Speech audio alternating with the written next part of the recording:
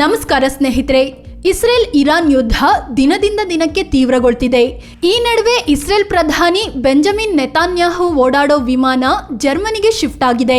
ಹಾಗಾದ್ರೆ ನೆತಾನ್ಯಾಹು ಹಾರಾಡೋ ವಿಮಾನದಲ್ಲಿ ಏನೆಲ್ಲ ಇದೆ? ಇದರ ಬೆಲೆ ಎಷ್ಟು ಕೋಟಿ ಗೊತ್ತಾ? ಈ ವಿಮಾನ ರೆಡಿ ಮಾಡಿದ್ದು ಯಾರು? ನೆತಾನ್ಯಾಹು ಹೆಂಡತಿ ಮಕ್ಕಳು ಯಾರು ಗೊತ್ತಾ? ಎಲ್ಲವನ್ನ ಈ ವಿಡಿಯೋದಲ್ಲಿ ಡೀಟೇಲ್ ಆಗಿ ಹೇಳ್ತೀವಿ. ಅದಕ್ಕೂ ಮುನ್ನ ನೀವಿನ್ನೂ ನಮ್ಮ ಚಾನಲ್ಗೆ ಸಬ್ಸ್ಕ್ರೈಬ್ ಆಗಿಲ್ಲ ಅಂದರೆ ಈಗಲೇ ಆಗಿ ನಮಗೆ ಸಪೋರ್ಟ್ ಮಾಡಿ. ನಿಮ್ಮ ಬೆಂಬಲ ನಮಗೆ ತುಂಬ ಮುಖ್ಯ. Wings of Zion. ಮೊದಲಿಗೆ ಇಸ್ರೇಲ್ ಪ್ರಧಾನಿಗಳು ಕಮರ್ಷಿಯಲ್ ಜೆಟ್ಗಳಲ್ಲಿ ಓಡಾಡ್ತಿದ್ರು. 2015ರಲ್ಲಿ ಬೆಂಜಮಿನ್ ನೆತನ್ಯಾಹು 4ನೇ ಬಾರಿಗೆ ಪ್ರಧಾನಿ ಪಟ್ಟಕ್ಕೇರಿದ್ರು. ಇವರು ಭದ್ರತೆ ಮತ್ತು ಇಸ್ರೇಲ್ ಪ್ರತಿಷ್ಠೆ ಕಾರಣ ಕೊಟ್ಟು ವಿಂಗ್ಸ್ ಆಫ್ ಝಿಯೋನ್ಗೆ ಆರ್ಡರ್ ಕೊಟ್ಟರು. ಅದರಂತೆ ಆಸ್ಟ್ರೇಲಿಯನ್ ಏರ್ಲೈನ್ಸ್ಗೆ ಸೇರಿದ ಬೋಯಿಂಗ್ 767-338ER ವಿಮಾನ ಖರೀದಿಸಲಾಯಿತು. ಇದಾದ್ಮೇಲೆ ಇದರ ಮಾಡಿಫಿಕೇಶನ್ಗೆ ಅಂತಲೇ 3 ವರ್ಷ ಬೇಕಾಯಿತು.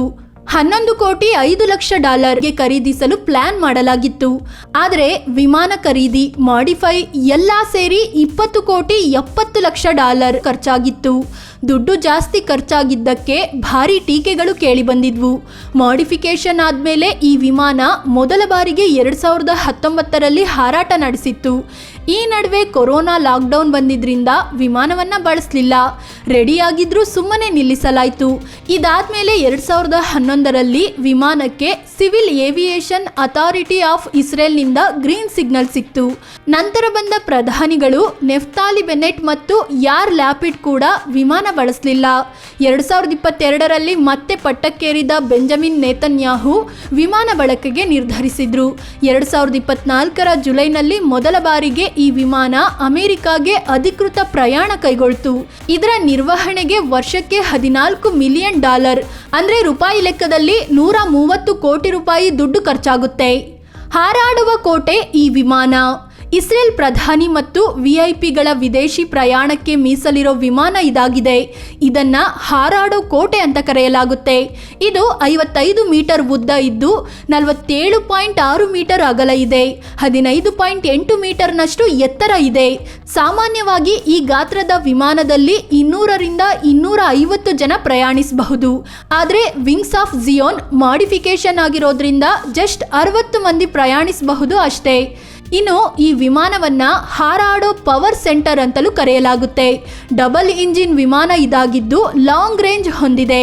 ಅಂದ್ರೆ ಒಂದ್ಸಲ ಇಂಧನ ತುಂಬಿಸಿದ್ರೆ ನಿರಂತರವಾಗಿ 11ರಿಂದ 12,000 ಕಿಲೋಮೀಟರ್ ದೂರ ಸಾಗಬಲ್ಲದು. ಇದರ ಮೇಲೆ ಯಾವುದೇ ಮಿಸೈಲ್ ದಾಳಿ ಸಾಧ್ಯವಿಲ್ಲ.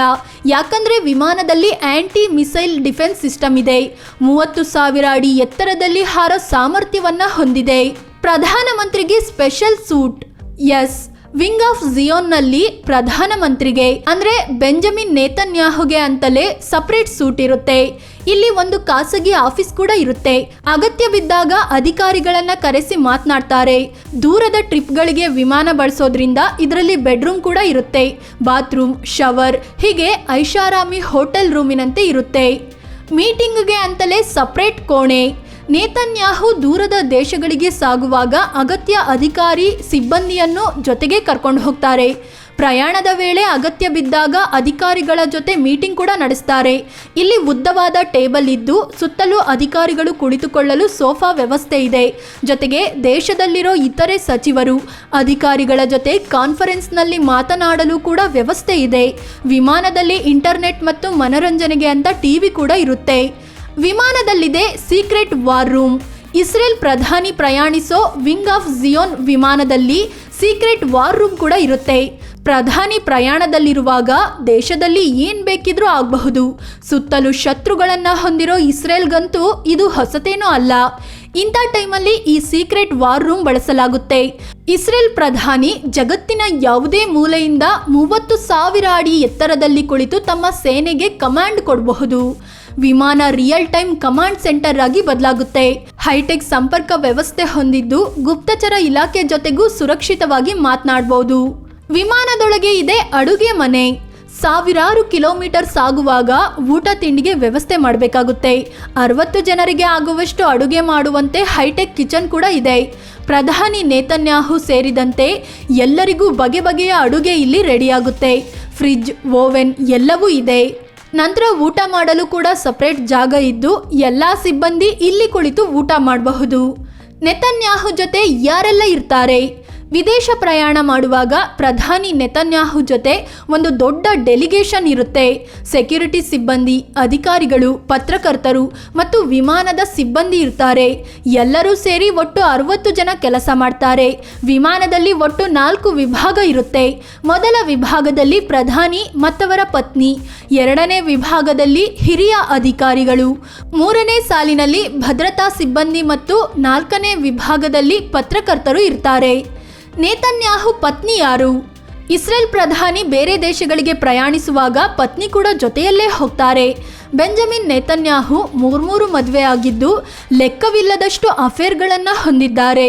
ಮೊದಲಿಗೆ ಮಿರಿಯಂ ವೇಜ್ಮನ್ ಅನ್ನೋರನ್ನ ಮದುವೆ ಆದರು. ಅವರು ಪ್ರೆಗ್ನೆಂಟ್ ಇದ್ದಾಗ ಡಿವೋರ್ಸ್ ಕೊಟ್ಟು ಫ್ಲರ್ ಕೇಟ್ಸ್ ಅನ್ನೋ ಬ್ರಿಟಿಷ್ ಹುಡುಗಿನ ಮದುವೆ ಮಾಡಿಕೊಂಡ್ರು. ನಂತರ ಕೇಟ್ಸ್ ಕೂಡ ಡಿವೋರ್ಸ್ ಕೊಟ್ಟ ಮೇಲೆ ಸಾರಾ ಬೆನ್ ಅನ್ನೋ ಫ್ಲೈಟ್ ಅಟೆಂಡೆಂಟ್ನ ಮದುವೆ ಆದರು. ಸದ್ಯ ಆಕೆ ಜೊತೆಯಲ್ಲೇ ಜೀವನ ಸಾಗಿಸ್ತಿದ್ದಾರೆ. ಇವರಿಗೆ ಮೊದಲ ಪತ್ನಿಯಿಂದ ಓರ್ವ ಮಗಳು, ಮೂರನೇ ಪತ್ನಿಯಿಂದ 2 ಗಂಡು ಮಕ್ಕಳಿದ್ದಾರೆ. ಸ್ನೇಹಿತರೆ, ಇದು ಇಸ್ರೇಲ್ ಪ್ರಧಾನಿ ಓಡಾಡೋ ವಿಮಾನದ ಕುರಿತು ಮಾಹಿತಿಯನ್ನು ಕೊಡೋ ಪ್ರಯತ್ನ. ಈ ಬಗ್ಗೆ ನಿಮಗೇನನ್ಸುತ್ತೆ? ಇರಾನ್ ದಾಳಿಗೆ ಹೆದರಿ ಇಸ್ರೇಲ್ ಈ ವಿಮಾನವನ್ನು ಬರ್ಲಿನ್ಗೆ ಕಳುಹಿಸ್ತಾ? ಕಾಮೆಂಟ್ ಮಾಡಿ ಹೇಳಿ. ಅದೇ ರೀತಿ ನೀವಿನ್ನೂ ನಮ್ಮ ಚಾನಲ್ಗೆ ಸಬ್ಸ್ಕ್ರೈಬ್ ಆಗಿಲ್ಲ ಅಂದರೆ ಈಗಲೇ ಆಗಿ ನಮಗೆ ಸಪೋರ್ಟ್ ಮಾಡಿ. ನಿಮ್ಮ ಬೆಂಬಲ ನಮಗೆ ತುಂಬ ಮುಖ್ಯ. ಧನ್ಯವಾದ.